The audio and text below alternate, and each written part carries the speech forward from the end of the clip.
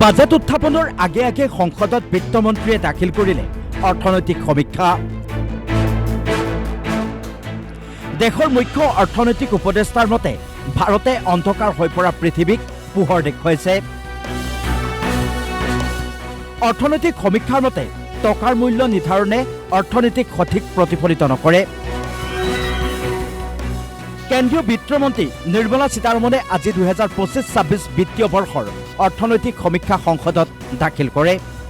2025-26 বৰ্ষৰ অৰ্থনৈতিক সমীক্ষা অনুসৰি 2026-27 বৰ্ষত ভাৰতীয় অৰ্থনীতি 6.8ৰ পৰা 7.2% বৃদ্ধি হোৱাৰ সম্ভাৱনা আছে। অৰ্থনৈতিক সমীক্ষাত সাধাৰণতে জিডিপি বৃদ্ধিৰ ধাৰা, মুদ্ৰাস্ফীতি, মুদ্ৰানীতি, বিত্তীয় অৱস্থা, নিয়োগ, স্বাস্থ্য, শিক্ষাৰ দৰে সামাজিক বিষয়সমূহ সামৰি লয়। অৰ্থনৈতিক সমীক্ষা মতে 2025-26 বিত্তীয় বৰ্ষ প্ৰত্যাহ্বানমূলক আছিল। বিশ্বৰ বাণিজ্যৰ অনিশ্চয়তা, আমেৰিকাৰ উচ্চ শুল্ক আৰু ৰপ্তানিকাৰকসকলৰ ওপৰত মানসিক চাপ আদিয়ে দেশৰ ব্যৱসায়িক ক্ষেত্ৰখনক আঘাত কৰিছে।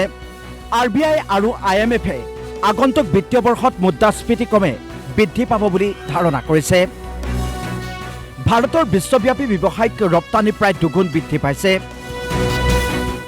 ভাৰতে বাণিজ্যিক অংশীদাৰৰ ক্ষেত্ৰত আগশাৰীৰ অৰ্থনীতিৰ ভিতৰত স্থান লাভ কৰিছে। ভাৰতৰ মুঠ ৰপ্তানিয়ে $825.3 বিলিয়ন অভিলেখ সৃষ্টি কৰিছে।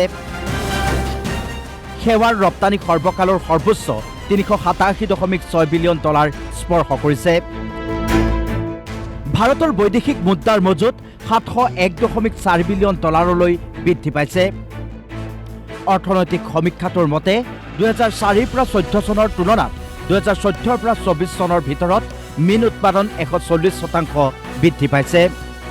ভাৰত চৰকাৰৰ মূলধন ব্যয় 2018 চনত 2.63 লাখ কোটিৰ পৰা 2025-26 বৰ্ষত 11.21 লাখ কোটিলৈ বৃদ্ধি পাইছে। 2014 চনত 91,287 কিলোমিটাৰ ৰাষ্ট্ৰীয় ঘাইপথ আৰু 2025-26 বৰ্ষত 60% বৃদ্ধি হৈ 1,46,572 কিলোমিটাৰ হৈছে। 2014 চনত দেশৰ 76টা বিমানবন্দৰৰ পৰা 2025-ত 164টালৈ বৃদ্ধি পাইছে। ভাৰতত 14.71 লাখ বিদ্যালয়ত 24.69 কোটি ছাত্ৰ ছাত্ৰী আৰু 1 কোটিৰ অধিক শিক্ষক। দেশত উচ্চ শিক্ষানুষ্ঠানৰ সংখ্যা 2014 পৰা 15ত 51,534খনৰ পৰা 2025 জুন মাহলৈ 70,018খনলৈ বৃদ্ধি পাইছে। 2014-15 চনৰ পৰা 2024-25 চনৰ ভিতৰত প্ৰিমিয়াৰ উচ্চ শিক্ষানুষ্ঠানৰ সংখ্যা যথেষ্ট বৃদ্ধি পাইছে। অৰ্থনৈতিক সমীক্ষাটোৰ মতে দেশত বৰ্তমান 23টা IIT, 21টা IIM আৰু 20টা এইমছ আছে।